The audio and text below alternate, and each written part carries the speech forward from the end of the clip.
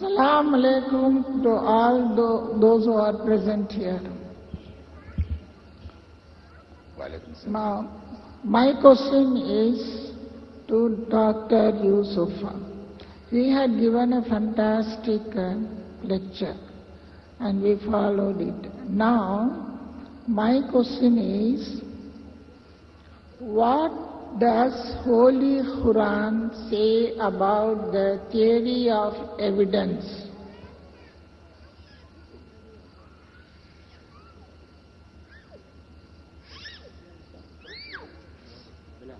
The theory of evidence. Evolution, theory of evolution. There is a big confusion here. Jazakallah khair, sister. Bismillah, alhamdulillah, wa salatu wasalam rasulullah. Let me tell you something. A lot of what I know is, by the way, I don't know very much, but a lot of what I know came from the very scholars that are here today. And I would really, rather than me misquote the teacher who's sitting right there, I'd like him to answer the question with your permission. Go ahead. Your question, sister, is on evolution, or you're saying the theory of evidence? The theory of evolution? Sister, is that what your question is about?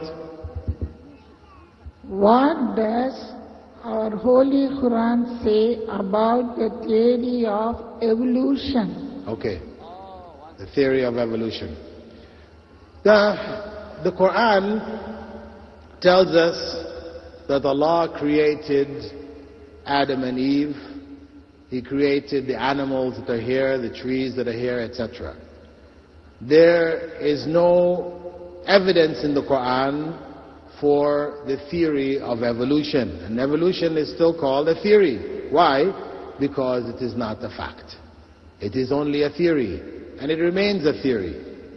And it has so many holes in it that modern biologists, and microbiologists, and others hold other theories today which are developed from the original theory of evolution, which was proposed by, what's his name again? Darwin. Darwin, his theory as it was proposed is no longer followed by modern scientists. Because the evidence that they have found over the last 150 years from the time of Darwin indicates other than what Darwin has claimed. So they have modified, changed, and made new versions, whether it's the punctuated equilibrium theory of Stephen Jay Gould or whatever. There's a variety of different theories that they have out now, trying to explain the unexplainable. For Muslims, we believe God created the creatures. Yes, there is variation. All we have to do is look in the audience amongst us here. How much variation that there can exist amongst human beings.